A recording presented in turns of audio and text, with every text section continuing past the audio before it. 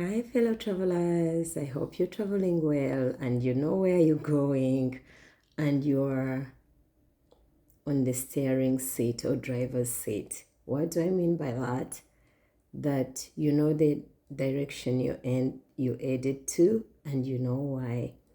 Today, I want us to reflect on life for us as those who have chosen to walk life not as the bodies we dwell in. We are not the cars, but we are the drivers, which means we are the spirit inside, we are the soul. The soul is the higher of us, the spirit is the intellect in us or the intelligence that can go to the soul for better instruction for the good of life. Life is our God, and as it is already decided. It has its characters, which we can choose to fight with or which we can choose to embrace. Life is fair and just. When you think that in the physical you've not been justified or you've not gained, don't worry. After all, to be rewarded in the physical is far lesser than to be rewarded in the spiritual world and as a soul on our journey or on your journey. The life we have and the way we were created, we have polarities. We have the negative and we have the positive. The positive is what we consider as love and light and knowing.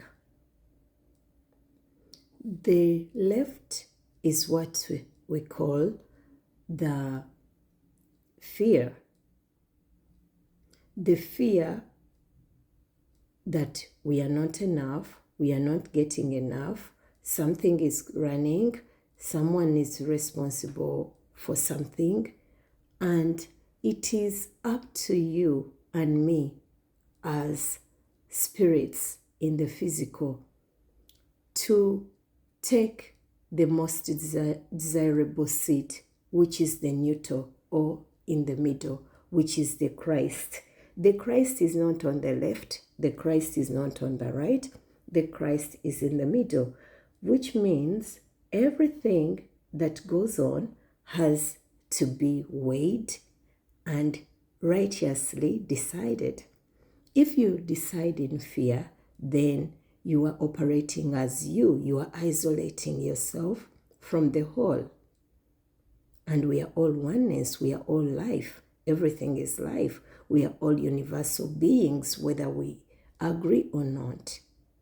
It is not about the tribes we come from. It is not about the body colors we come from. No, you can see very clearly when you look around that the so-called country you call yourself that you're from has no natural boundary. No. God is the dome. You see, it is all here on earth. There could be other domes and other places which we don't know of. But the one we know of is here. And I'm sure you've seen it when they tell you that this is the border of Kenya and Tanzania. There is no natural divider. We've done that as ourselves. So we divide, yet we should be unifying. So we have made some quotes which have deeper meaning. Now I want to share with you that like poles repel and like a poles attract.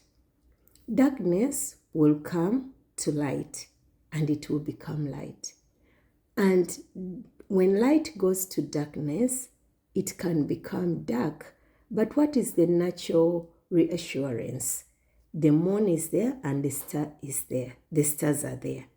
Which means that light is the true principal force of life.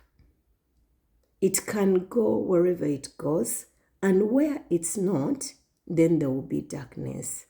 So the goodness in you can overcome the fear in you.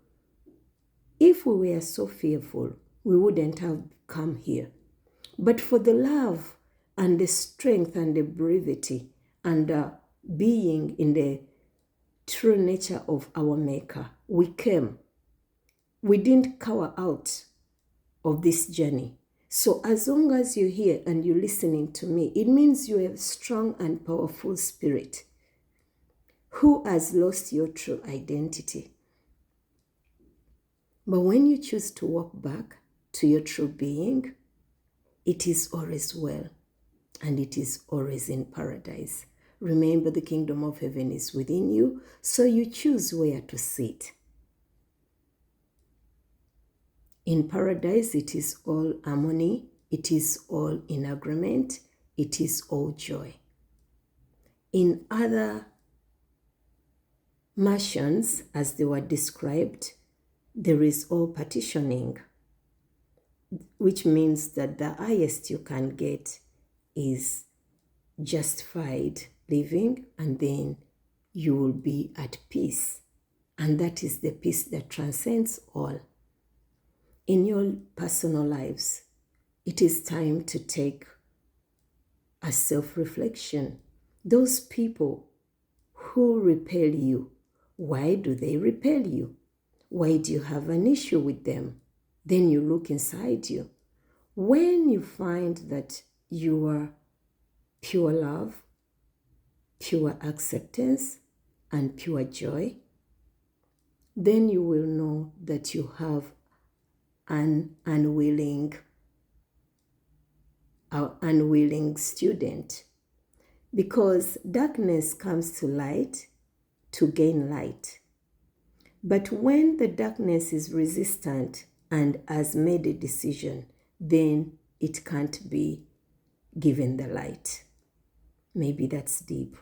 When somebody who is living in fear or ignorance or unknowing, who is jealousy, who is stealing, who does not love their fellow brother or sister as they love themselves, when they come to you, they come in two things. Some come to feed off your light. Some come to learn. So you have to look. If you know who you are, you can only know yourself. And the other thing or person that can know whatever it is, which can know you, is the universe. Otherwise, we don't know one another. You might lie to yourself all you want. You can only know a person through their action. And even when you know their action, sometimes you don't know why. But when you have done a justified judgment and you know, this is a person who did this, I highlighted it. Highlighting means you put light onto it. You brought it to their attention. When they don't change, it means that is a decision and you have to respect it. The way we walk in life thinking that we own it. Yet, among all of us, none has ever been able to escape death when it comes for them. Among us, no one has ever said, for me, my body is pain-free and it doesn't age. Yes, you can do all the Botox you want, but I've never seen a Botox of a heart or even a liver. So it is just all superficial. It is just on the surface. So when we learn to look at ourselves and go past the body and we look inside ourselves, we will meet our minds. When we meet our minds, we will have to ask who is there. And then when you ask, you walk a conscious path. Sometimes you are the student. You have to know that certain things are beyond you. You can't change anyone, but you can change yourself. And even it's on to us to love our fellow travelers, because we are all one. We come from the same. They are our brothers, they are our sisters. If we are to go by the physicality and the material terms, they are fellow journalers. But we all report to the major principal. So when you know that you've tried your best, don't sacrifice yourself unless you are willingly doing it. No one is going to reward you for betraying yourself. So when it comes to choice and you know you're doing a righteous judgment, choose yourself, because a sovereign is one who can take stand-fast decisions. That's why you are told that what you decide, what you decree, is done on earth and in heaven. But you have to know how to use your powers wisely. And for people, for those who are lost in being bodies, when you see a teacher, a person who has done their work, for your own time, tread softly on such people, because they've stopped the physical fights. They fight on higher realms. So we have so many diseases within us. Find out where yours is coming from. We are our own healers. We are our own judges. And we are the witnesses to everything we do and know. So that's what I wanted to share. That if you are attracting, what are you attracting? If you are repelling, what are you repelling? Don't look onto the other. Look into yourself and know who you are. Who are you? Where are you going? What are you doing? The bodies we wear, they come with an expiry date. It can go up to 100, but if you've not done the inner work and discovered yourself, then you will be lost here, because you won't know your way back home. If you are already home, then let's walk consciously. Let's be the salt of the earth, but don't allow to be trodden on by humans. You are worthy more. Best wishes for your journey.